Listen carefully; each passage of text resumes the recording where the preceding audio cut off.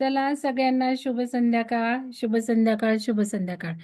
Amrita Nair madam पिरॅमिडला आलेले आहेत. आता आम्ही आंब्याच्या झाडाखाली ध्यान केलेलं आहे आणि मॅडम आता आम्ही हेमांगणला आलोय. जरा पिरॅमिडला रेंज नाहीये. हेमांगणला आलोय आणि आता ते सुरू करतील. तर अर्चना मॅडम म्युझिक शेअर करा तुम्ही. मॅडम येतात.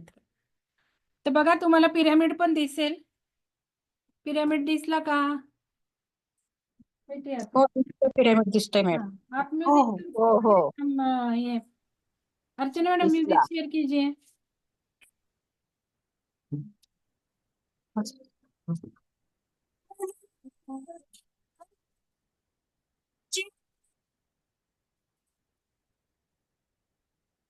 न चश्रुतजिह्वे न चघ्राणनेत्रे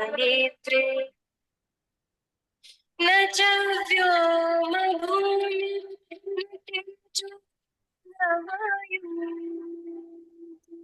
चिदानन्दरूप शिवोऽहं शिवोऽहम्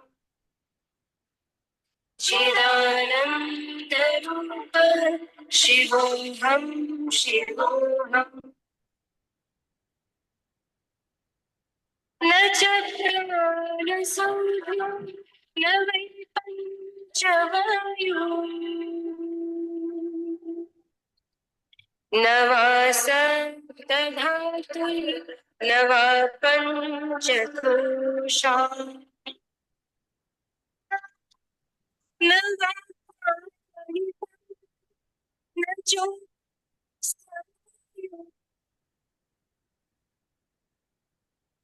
चिदानन्दरूप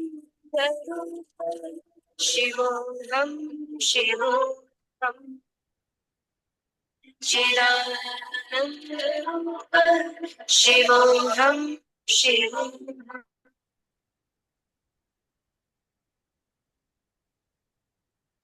न मे द्वेषरागो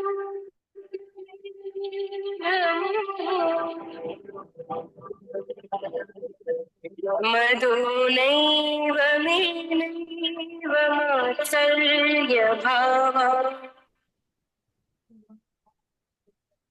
न धर्मो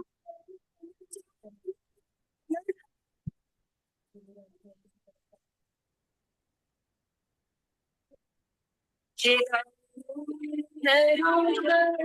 शिवोऽहं शिवोऽहम् चिदानन्दरूप शिवोऽहं शिवोऽहम्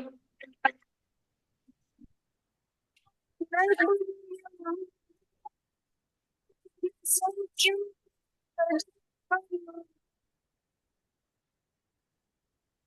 न मन्त्रो न तीर्थं न वेदा न यज्ञम्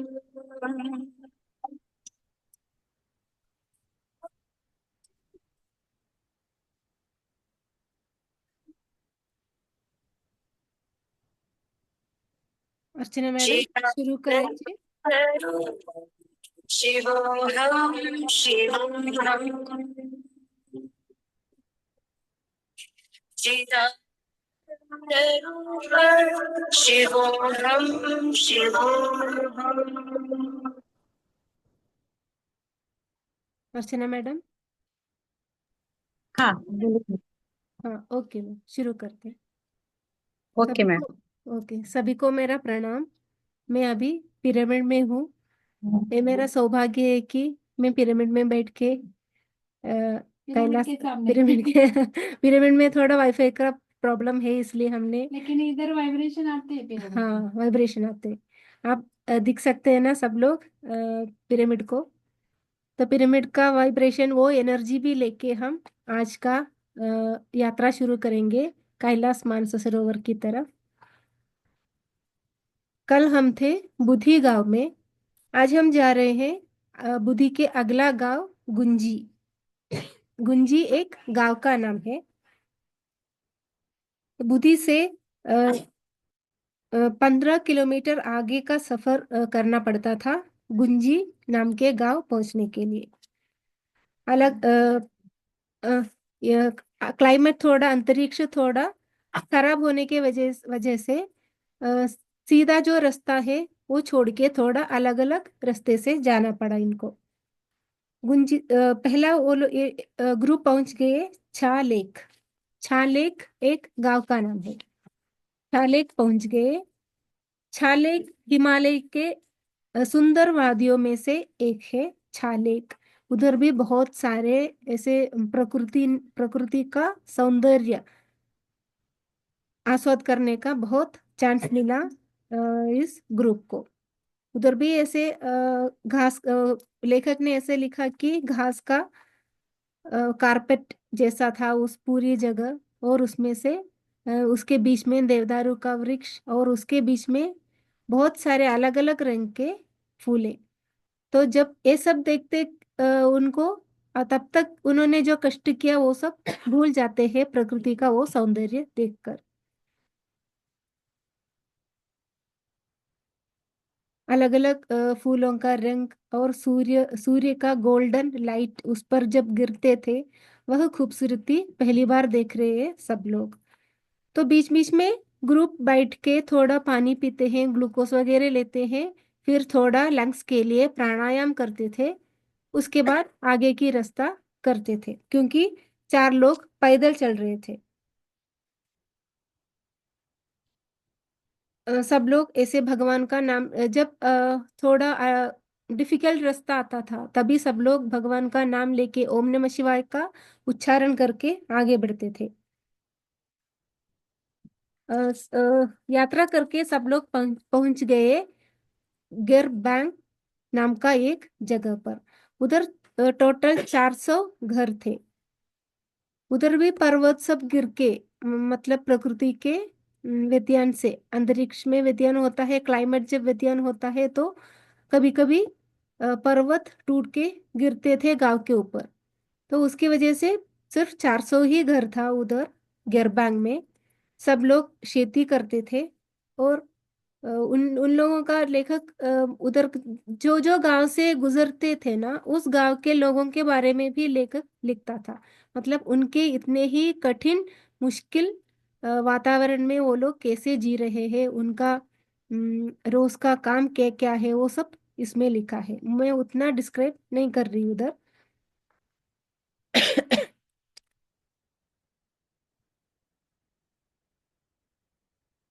ऐसे आगे जाते जाते अंतरिक्ष फिर से खराब होने का मैसेज आ गया था। मतलब आगे के रास्ता थोड़ा खराब था। एक तरफ काली नदी बह रही थी, दूसरी तरफ पर्वत, उनके बीच में से जो रास्ता है उस रास्ता पार करके आगे जाना था। गुंजी ऐसे चलते चलते गुंजी नाम का ग्राम में पहुंच गया। कैलाश मानसरोवर यात्रा के बीच का एक महत्वपूर्ण गांव था गुंजी। उधर केएमवीएन का कैंप है। एक छोटा सा एसबीटी का ब्रांच था। थोड़ा बहुत फैसिलिटीज था उस गांव में। गुंजी में सभी ग्रुप का दूसरा मेडिकल चेकअप हो गया। पहले एक बार मेडिकल चेकअप किया सभी कैलाश मानसरोवर यात्री का। अभी गुंजी में दूसरा मेडिकल चेकअप किया। बीच बीच में डॉक्टर सभी को ऐसे निरीक्षण करते रहते हैं कि अगर किसी के हेल्थ में बिहेवियर में कुछ चेंज आ गया तो तुरंत उनको मेडिकल फैसिलिटी देना चाहिए, क्योंकि बहुत ही हमारे अगर इंटरनल ऑर्गन्स को कुछ हो ज्यादा प्रेशर हो गया तो हमें बहुत ही डिफिकल्टी में ले जा सकता है। इसलिए बीच बीच में इन लोगों का मेडिकल चेकअप करवाते थे।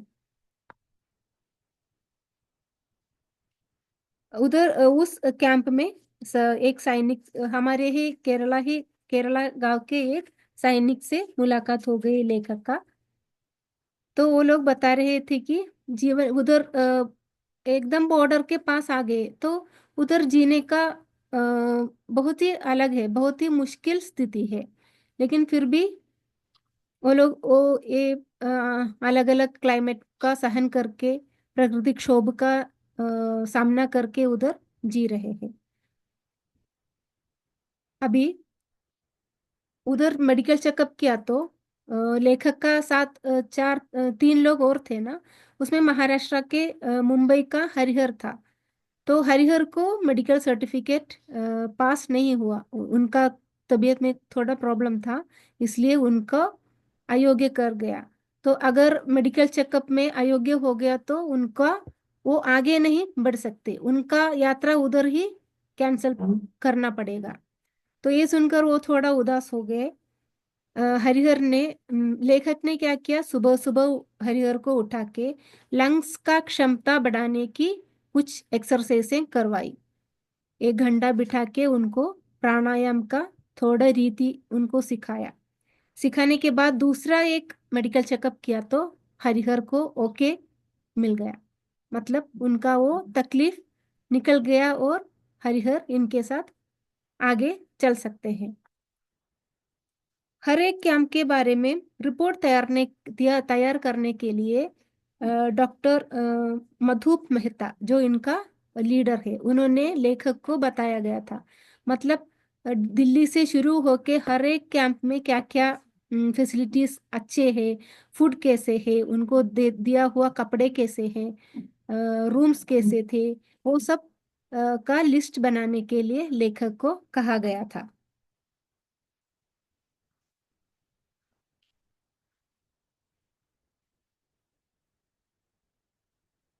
गुंजी से आगे जाना तो मतलब बॉर्डर के पास आ रहे हैं, तो बॉर्डर एरिया ही हो गया। तो उधर से आगे आगे जाने के लिए बहुत बड़ा प्रोटेक्शन दिया, क्योंकि आगे तिब्बत है और तिब्बत चाइना के कंट्रोल में है और चाइना भारत पर आक्रमण करते रहते हैं। तो उधर बॉर्डर तक जाने के लिए बहुत बड़ा प्रोटेक्शन इस कैलाश मानसरोवर यात्री को दिया, क्योंकि हर एक यात्री का जीवन अनमोल है। तो अब तक पुलिस के नियंत्रण मैंने पहले बता दिया था ना, एक पुलिस का गाड़ी पुलिस का ग्रुप आगे जाते थे, पीछे कैलाश मानसरोवर यात्रा के यात्रियां। अभी इधर इंडो तिब्बतन बॉर्डर आ गया तो सैनिकों ने इंचार्ज लिया, आगे सैनिक लेके जाएंगे इनको। 18 सैनिक, फिर कमांडोस, वो सब बंदूक वगैरह लेके आगे चले और पीछे कैलाश मानसरोवर यात्रा। ये सैनिक और सब लोग बॉर्डर तक यात्री के साथ रहते हैं। बॉर्डर के आगे चाइनीज कंट्रोल है, तो उधर चाइनीज कमांडोज वगैरह आके खड़े रहेंगे, उधर से आगे चाइनीज कमांडोज इन लोगों को लेके जाएंगे। यात्रा शुरू की गुंजी से अब काला पानी नाम के जगह के लिए। काला पानी 10 किलोमीटर आगे था। काली नदी के किनारे से थे यात्रा। पर्वत चढ़ते फिर वक्त पानी ज्यादा पीना था, पर्वत चढ़ना पड़ता था बहुत सारे, तो उस वक्त पानी ज्यादा पीना था। डॉक्टर ने सभी को ज्यादा पानी पीने की सलाह दी। जैसे शरीर में पानी कम हो जाएगा बीमारी जल्दी आ जाते हैं, तो इसलिए सफर बीच बीच में इन लोगों को चाय दिया गया। मतलब बॉडी में वो पानी का लेवल लेवल कंट्रोल में रखना चाहिए था। पानी का लेवल कम हो गया तो बीमार पड़ सकते हैं, तो फिर वापस जाना पड़ता है। फिर एक जगह रुक के समझो ये सब ऐसे बर्फ भरा एरिया है, उधर कोई होटल कुछ भी नहीं मिलेगा, कोई भी फैसिलिटीज नहीं रहेगा। इसलिए खुद सैनिकों ने एक जगह रुक के छोटा सा एक टेंट बनाया। उधर उन्होंने चाय और कुछ खाने की चीज खुद सैनिकों ने बना के यात्रिकों को दी। मतलब कितने वो लोग केयर करते थे वो कैलाश मानसरोवर यात्रियों को। और फिर उधर से आगे बढ़ने लगा तो आगे का रास्ता देख के सब लोग चकित हो गए, ऐसे लिखे हैं लेखक ने, क्योंकि उतना ही मुश्किल था। वो रास्ता देख के हर एक का हिम्मत ही अ, कम पड़ने लगे, वैसा एक रास्ता था। तो उस समय डॉक्टर अब हर एक सैनिक आके सभी यात्री के पास आके उन लोगों को एडवाइस देके और हिम्मत बढ़ाया। सभी एक यात्री का अंदर इतना आत्मविश्वास कॉन्फिडेंस बनाया आगे जाने के लिए। तो सब लोग ओम नमः शिवाय। जब भी रास्ता मुश्किल नहीं तो यात्रा मुश्किल होता है, तभी ओम नमः शिवाय का मंत्र जाप करके वो लोग आगे बढ़ते थे।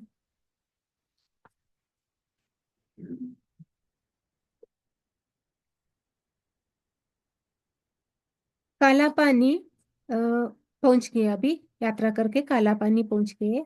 उधर एक काली मंदिर था। काली मंदिर में दर्शन किया सब लोगों ने। उधर ही उन लोगों का पासपोर्ट, अभी आगे जाने के लिए चाइनीज पासपोर्ट की जरूरत थी। जो चाइनीज पासपोर्ट सब सभी के लिए बनवाया था हमारे भारतीय सरकार ने। तो उसका सभी वेरिफिकेशन इसी काला पानी में हुआ था।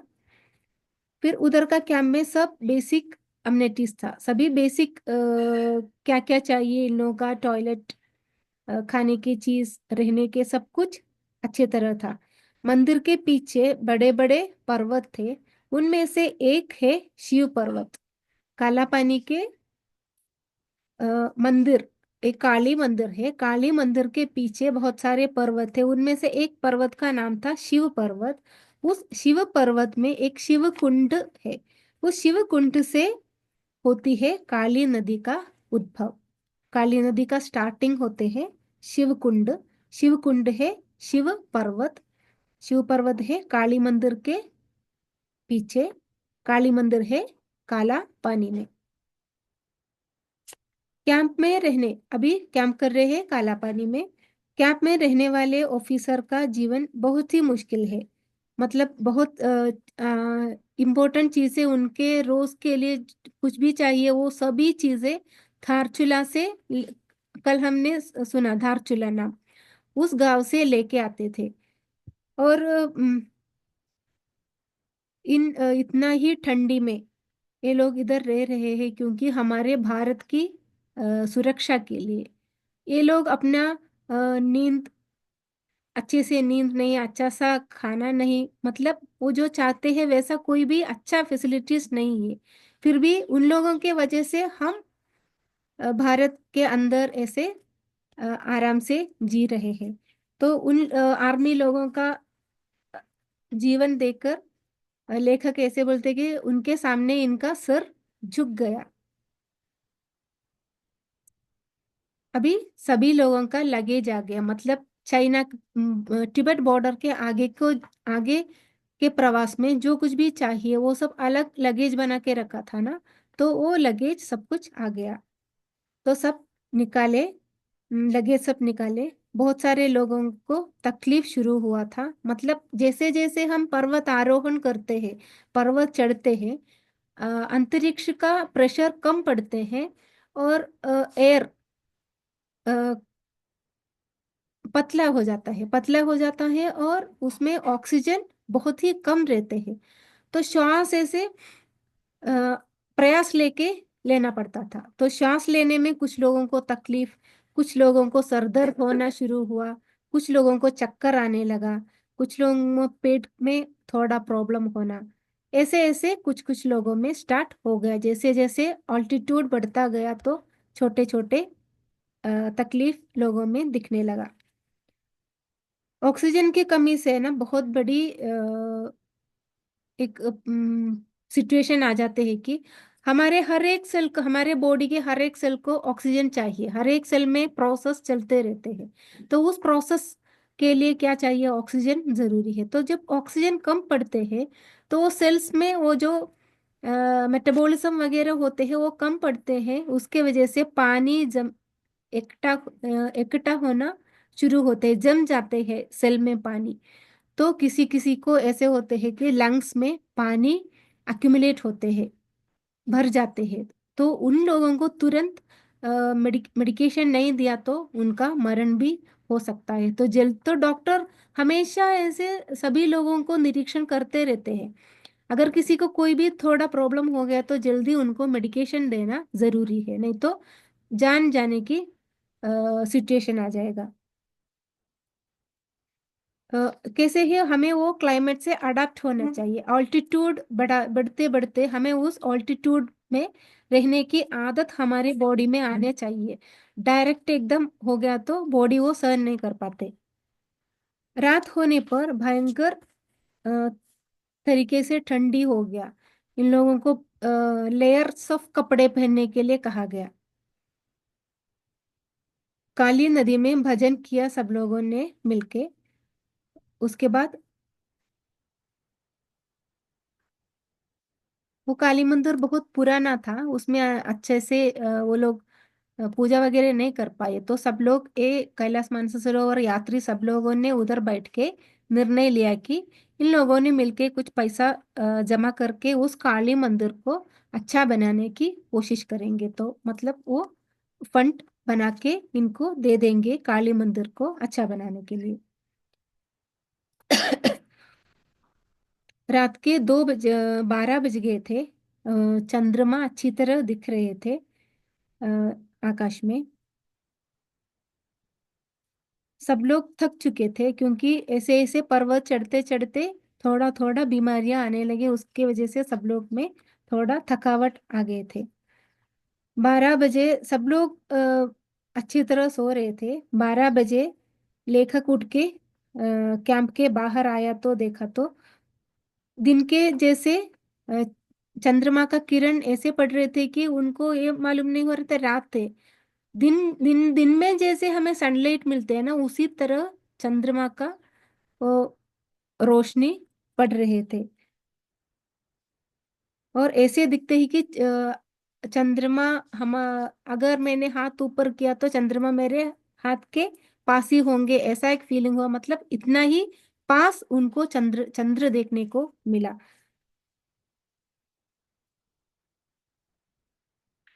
तो उस चंद्रमा में बैठ के उन लेखक ने थोड़ा देर मेडिटेशन किया, ध्यान किया। अभी कौन सा दिन है? अभी डे 8 है, 8वां दिन है। 8वां दिन हमें जाना है नाभि धाम। ये अगला गांव का नाम है। गांव है क्या नहीं मालूम नहीं उधर, लेकिन उस जगह का नाम है नाभि धाम। उधर सूर्योदय 4:30 बजे सूर्योदय हो गया। सब लोग उठ के वेद पारायण, ऋग्वेद पारायण किया और काली मंदिर में जाके दर्शन करके पूजा वगैरह करके वापस आया। और सब लोग बैठ के मतलब अंतरिक्ष हल्का होने के वजह से ऑक्सीजन की कमी पड़ने लगी, इसलिए लंग्स को और भी मजबूत करना चाहिए। फिर उन लोगों ने सभी लोगों ने बैठ के वेद पारायण के बाद लंग्स का क्षमता बढ़ाने की थोड़ा एक्सरसाइज जैसे कि प्राणायाम वगैरह किया। अब सब लोग 14,000 14,000 फीट ऊपर था। डॉक्टर ने सभी को निरीक्षण अच्छी तरह कर रहे थे और सभी को डायरेक्शंस भी देते रहे।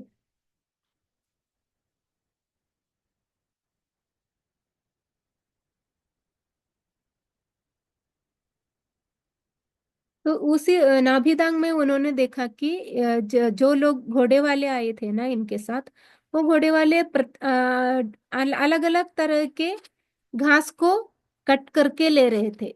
पहले उन्होंने उनको ऐसा लगा कि घोड़े को खाने के लिए होगा। फिर उनसे पूछा तो तभी पता चला कि ये सब फार्मास्यूटिकल्स को देने के लिए है। मतलब फार्मास्यूटिकल वाले बहुत दाम दे के लेते हैं, क्योंकि हिमालय के वादियों में मिलते हैं ये घास, बहुत ही आयुर्वेदिक औषध मूल्य रहते हैं।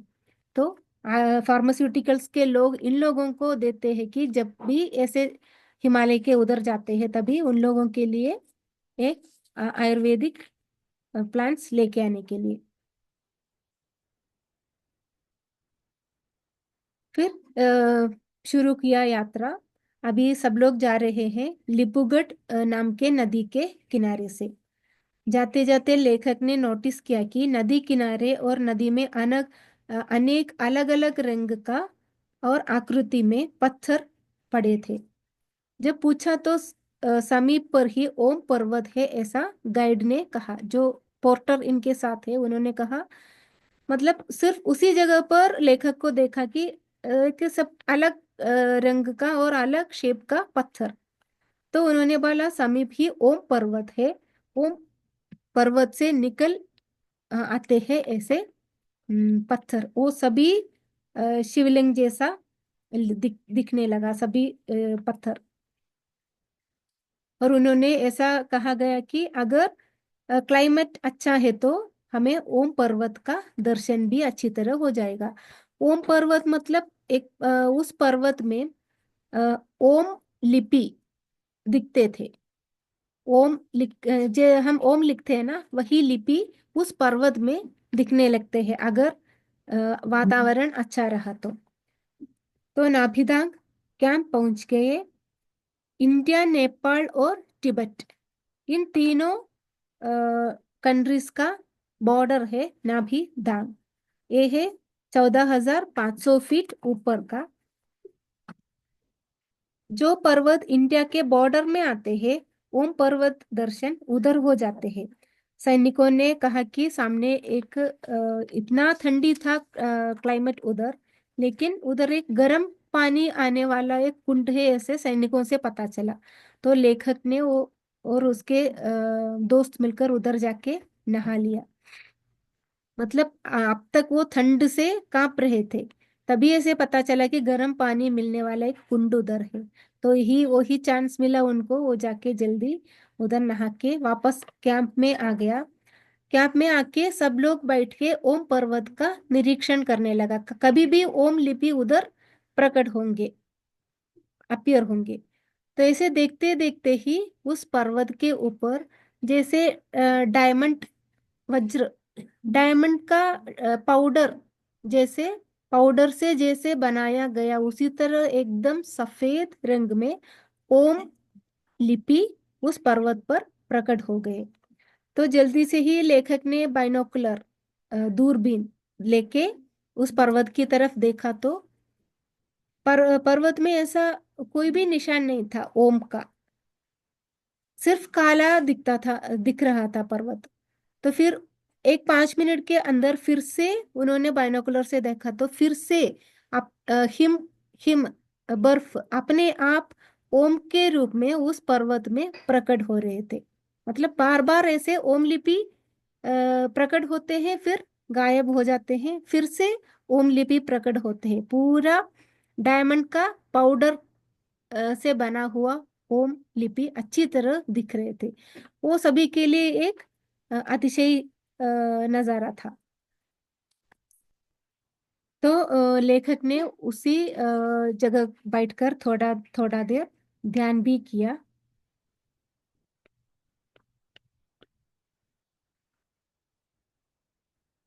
भारत का आखिरी कैंप था नाभिदांग। नाभिदांग था भारत में यात्रियों का आखिरी कैंपिंग। रात को सभी लोगों ने मिलके वेद पारायण और भगवान की आरती की उधर बैठ के। तो लेखक बोल रहे थे कि पहले ऋषि मुनि, योगियां, वो सब पैदल चल के जाते थे। मतलब ऋषि मुनि, उनका वस्त्र तो आपको मालूम है कैसे उनका, और खाना कैसा है, और इतने कठिन रास्ता वो ऋषि मुनिया सन्यासियां कैसे पार करके गए। अभी तो इस कैलाश मानस सरोवर यात्रा के सभी यात्रियों ने एक के ऊपर 3-4 लेयर कपड़े पहने हुए थे, लेकिन पहले का ऋषिमुनि कैसे गया उनके वो कपड़ों में, और बिना खाने वो कैसे कैलाश पहुंच के कैलाश का दर्शन किया, ये सोचने की बात था। अब है 9th डे, 9वां दिवस। 9वां दिवस आ रहे हैं लिपुलेख टाकला कोट। लिपुलेख बॉर्डर है। सभी को पहुंचना है लिपुलेख से टकला कोट। रात को सैनिकों का आवाज सुनकर सब लोग उठ गए कैंपिंग में। तो देखा तो तेज हवा हो रहे थे। सोचो, बर्फ, पूरी तरफ बर्फ में डूबा हुआ है जगह, और उसमें ऊपर से तेज हवा, तो कितने ठंडी लग रहे होंगे। सब लोगों को फिर से आदेश दिया कि 5 लेयर का कपड़ा और 3 लेयर का सॉक्स, मतलब 3 पेयर ऑफ सॉक्स, एक सॉक्स डाला तो उसके ऊपर दूसरा, उसके ऊपर तीसरा, फिर उसके ऊपर बूट, जो बर्फ में जाने के लिए तैयार करके रखे थे वो बूट, और मफलर, कैप, सब कुछ पहन के तैयार करने के लिए बोला, क्योंकि आगे का रास्ता पूरा बर्फ में से ही जाना है और ठंडी हवा इतने तेज से हो रहे थे। जल्दी ही सब लोग तैयार हो गए थे। रात के 1 बजे सैनिकों ने सभी को एक मैदान में बुलाया, सामने का मैदान में बुलाया गया। पैदल चलने वाले, घोड़े में चलने वाले सैनिक सब लोग आ खड़े रहे। पहले अ, सैनिक जा रहे थे, उनके पीछे घोड़े में जो लोग जा रहे थे वही, उसके पीछे पैदल चलने वाले 5 लोग, और उनके पीछे गन बंदूक वगैरह लेके एक सैनिक का ग्रुप एकदम पीछे। ऐसे इतने कठिन सुरक्षा कवच में लेके गया कैलाश मानसरोवर यात्रियों को। फिर उधर भी रात का 1 बजे में प्रवास कर रहे हैं आगे, और रास्ता भी बहुत मुश्किल था। और सब लोग थोड़ा एनर्जी बढ़ाने के लिए फिर से ओम नमः शिवाय का, ओम नमः शिवाय इसका उच्चारण करके आगे बढ़े। बीच बीच में रुक के श्वास क्रमीकरण भी करके आगे बढ़ने लगा। जब सफर शुरू हुआ तो सब लोग डर गए थे, क्योंकि आगे एक पर्वत चढ़ना था, वो बहुत ही खतरनाक था। डॉक्टर और सैनिकों ने सभी यात्रियों को हिम्मत दी। मतलब वो देखे ही हमारे अंदर हमारे जो कॉन्फिडेंस है ना, वो जीरो हो जाते हैं। उतना बड़ा चढ़ाव था। तो उसी इसी लेखक बोलते हैं कि इसी सिचुएशन में हमें ये एहसास होते है कि हम कितने छोटे हैं। हम हमेशा हमें आगे सोचते हैं ना, हम बड़े हैं, हम अच्छे हैं, हमारे आगे कुछ नहीं, ऐसा एक सोच आते हैं। लेकिन इसी सिचुएशन में हमें ये पता चलता है कि प्रकृति के आगे और हम कुछ भी नहीं है।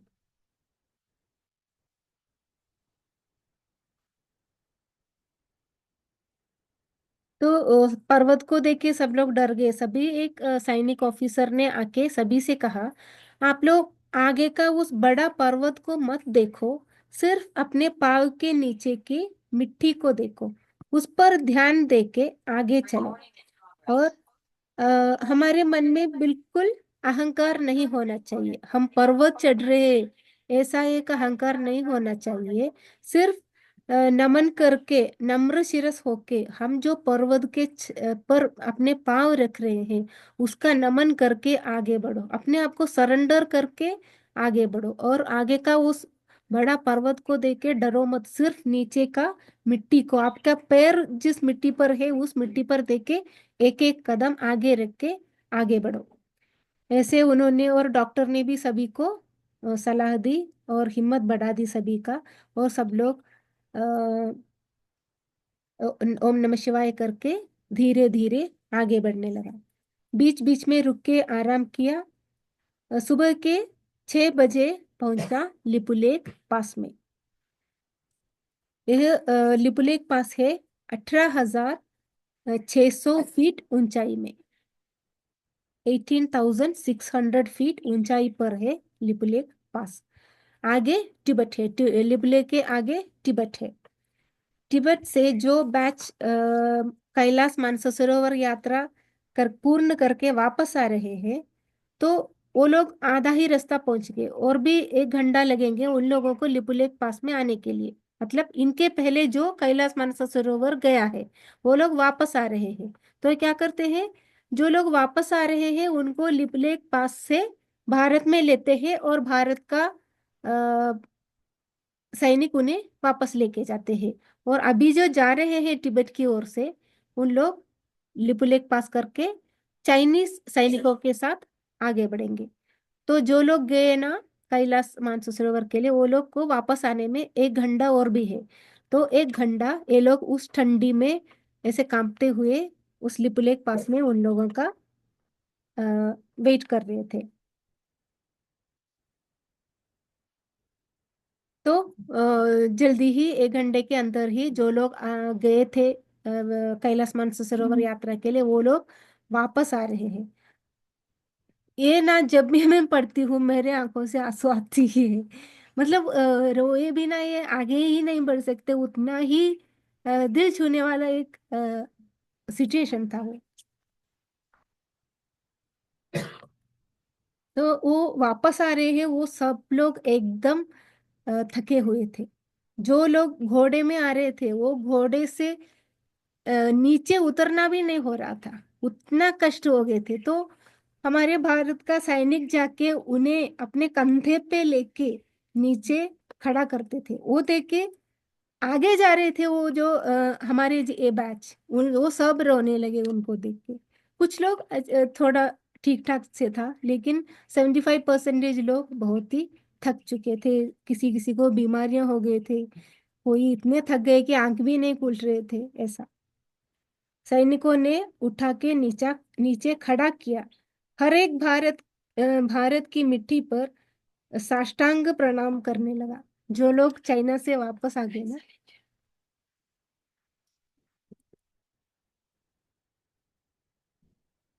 आपका दिख नहीं रहा है फिर। हाँ, अब पिरामिड नहीं दिख रहे। नहीं ठीक है, ओके। कंटिन्यू। तो ऐसे हुआ कि जो लोग आ रहे थे ना वापस, वो लोग घोड़े में से जब भारत का मिट्टी में वो लोग पैर रखा, उधर ही गिर गए। गिर के भारत माँ को प्रणाम करने लगा। मतलब एक एक ऐसा सीन हो गया कि जाने वाले हैं और आने वाले हैं, और जो लोग देख रहे हैं सभी के आंखों में से आंसू बह रहे थे। चाइनीज अधिकारियों से ज्यादा मदद की प्रतीक्षा मत करो, यही एडवाइस जो लोग वापस आए ना उसी बैच में से लोगों ने कहा। मतलब अब भारत का बॉर्डर हो गया, आगे तुम्हें चाइनीज लोगों के साथ जाना पड़ेगा। और भारत में तुम्हें जो भी सुविधा मिली, जो कुछ भी मिला, वो सब तुम आगे एक्सपेक्ट मत करो। जो मिलते हैं ना उसमें सेटिस्फाई होके आगे जाना। ये सलाह दे के वो लोग वापस भारत की तरफ, और हमारी ग्रुप जा रहे हैं कैलाश मानसरोवर की ओर। तो सब लोगों ने घड़ी देखा, तो घड़ी में 2 बज गए थे, रात के 2 बज गए। तो उधर थोड़ा टाइम चेंज होता है, चाइना चाइना में गया तो उधर सभी लोगों इंडियन टाइम, सॉरी, उधर 2 घंटे था रात का, और इंडियन टाइम था 7:30 बजे, सुबह का 7:30 बजे। फिर उधर बॉर्डर में सभी का फिर से चेकअप किया, वीसा, पासपोर्ट, ऐसा सब कुछ किया। और उन लोगों को चाइनीज करेंसी भी चेंज करना था, इंडियन करेंसी को चाइनीज में कन्वर्ट करना था। चाइनीज अधिकारियों ने इनको कोई सपोर्ट नहीं दिया, ऐसे बोल रहे लेखक। सब लोग खुद अपने आप ही आगे बढ़ने लगा। इंडियन सैनिक और केएमवीएन के स्टाफ का जो उन्होंने जो अमूल्य सेवा दी, अभी उनके याद में आने लगा। जब वो करते थे तभी याद नहीं आया, मतलब हम महसूस नहीं करते ना, आराम से रहते। लेकिन जब नहीं मिलता तभी ही हाँ याद आते हैं हमें। अब तक कैसा ट्रीटमेंट था, आगे हमें कैसे ट्रीट मिल रहे, वो याद आया। आगे ठहरने के लिए एक भी कैंप नहीं था। भूख लगा तो बैग में से बिस्किट और जो जूस अपने बैग पैक है ना उसमें जो रखा था, वह खा के भूख मिटाया। दोपहर एक दोपहर 1 बजे तक तिसंग नाम का तिसंग, वो एक गांव का नाम है। तिसंग नाम का एक गांव पहुंच गया। एक छोटा सा बस तिसंग तिसंग पैदल चलते तो उधर पहुंच गया। तो उधर एक छोटा सा बस खड़ा था, उसमें कम से कम 40 लोग बैठ सकते थे। पूरा बस के अंदर पूरा गंदगी था, सीट वगैरह फटे हुए थे, कुछ भी अच्छा नहीं था। मतलब जो लोग बहुत ही हाइजीनिक में करके रहते हैं ना, उन लोगों को बिल्कुल नहीं पाव रखने को नहीं, ऐसा सिचुएशन था उस बस की कंडीशन। सिर्फ वो लोग करते थे बीच बीच में चेकिंग करना, वो तो 100% वो लोग करते थे। कर्नाली नाम के नदी के किनारे से सफर शुरू हुआ, बस में बैठ के, एक छोटा सा बस में बैठ के 4 बजे तक टकला कोट पहुंच गए। उस जगह का नाम था टकला कोट। किसी को चाइनीज ऑफिसर से कोई अच्छा सा बिहेवियर नहीं मिला, मतलब एक हंसी भी नहीं मिला। फिर लेखक बोलने लगा, उनका फेस ही ऐसा है शायद हम मिसअंडरस्टैंड कर रहे हैं, वो लोग नहीं हंस रहे, लेकिन शायद उनका फेस का प्रॉब्लम हो। अंदर से वो लोग अच्छे होंगे शायद। और चाइनीज ऑफिसर के साइड से भी कोई अच्छा सा बिहेवियर इनको महसूस नहीं हुआ। रूम में स्पेस वगैरह कम था। शीट्स पिलो जो कैंप में उनको मिला टकला कोट में, वो सब बहुत दिनों तक धोए ही नहीं, ऐसा हाथ में लिया तो उनको पता चला। केएमवीएन के सभी गेस्ट हाउस में साफ सुथरा आयरन किया प्रेस किया सब कुछ मिलते थे, लेकिन इधर वो सब नहीं था। कल टॉयलेट फैसिलिटीज भी ठीक नहीं था। रात को इनको मिला सूप, राइस, वेजिटेबल्स और फ्रूट्स। सब लोग इतने भूखे थे, जो कुछ भी मिला ना फट से खा गए।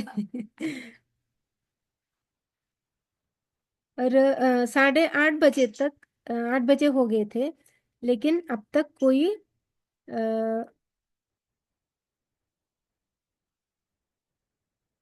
सॉरी, थोड़ा 10 मिनट जल्दी खत्म कीजिए।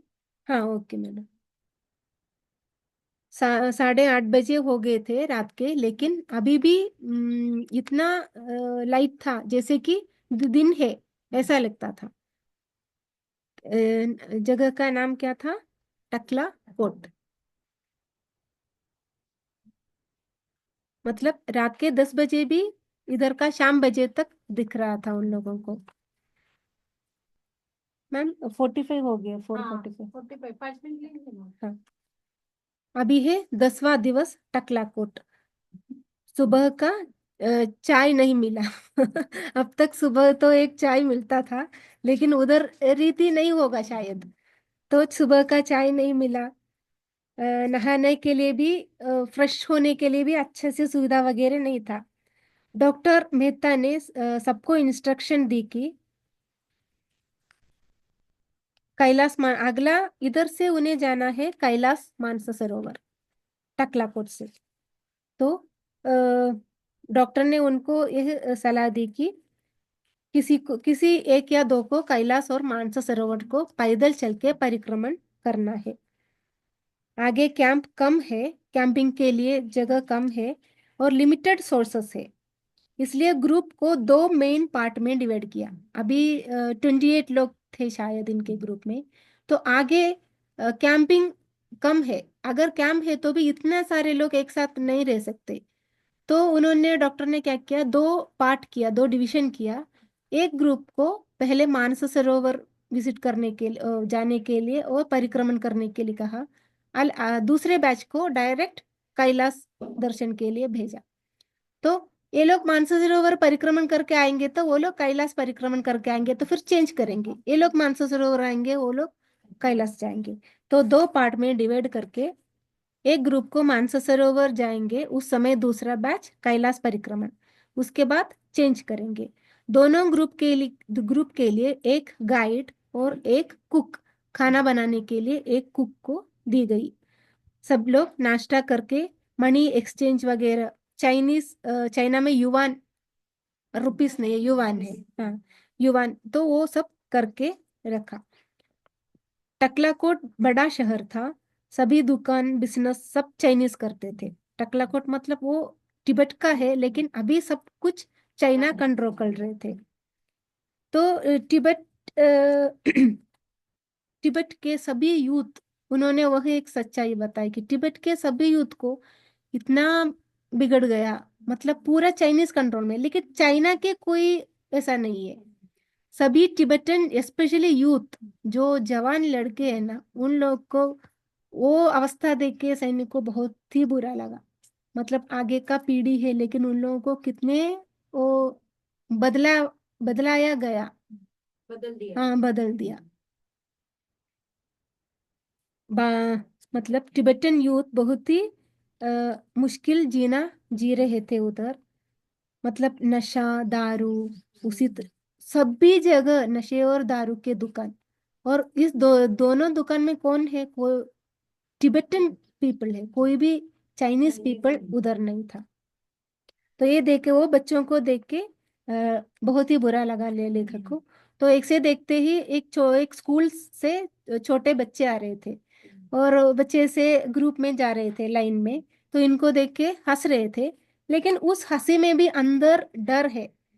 वो डर अंदर रख के वो छोटे बच्चे हंस रहे थे, मतलब वो लोग पूरे की पूरा चाइनीज के कंट्रोल में है। इसलिए वो आराम से खुल के हंस भी नहीं पाते, क्योंकि चाइनीज कमांडोज हर एक जगह ऐसे घूमते फिरते रहते हैं। स्पेशली तिब्बत में कैसे बुद्धा का लामा का वो रहते हैं ना, उधर सब लोग ऐसे डर डर के, बुद्ध सन्यासी वगैरह डर डर के एकदम रिमोट एरिया में जाके रह रहे थे। 11 11वां दिन हम जाएंगे छुगु। अगले गांव का नाम है छुगु। छुगु।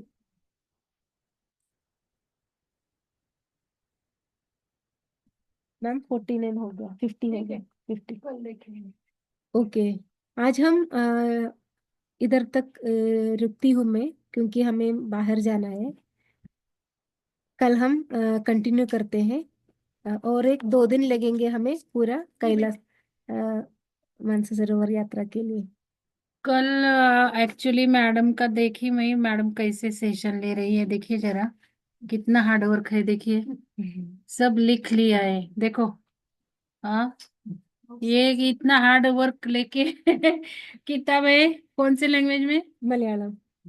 मलयालम में। देखो कौन इतना हार्ड वर्क करेगा, सब लिख के मैडम बता रही है आपको। और कितने लोग आए हैं? 28 है कि नहीं? अमृता मैडम, बहुत बहुत धन्यवाद आपका। धन्यवाद मैडम। आप इतना हार्ड वर्क कर रहे हैं, हमारे लिए इतना अच्छा नॉलेजेबल दे रहे हैं। बहुत बहुत धन्यवाद मैडम। Thank you ma'am. धन्यवाद सुषमा मैडम। धन्यवाद मैडम। हा, चला आम्ही आज चाललोय क्रिया योग आश्रमला.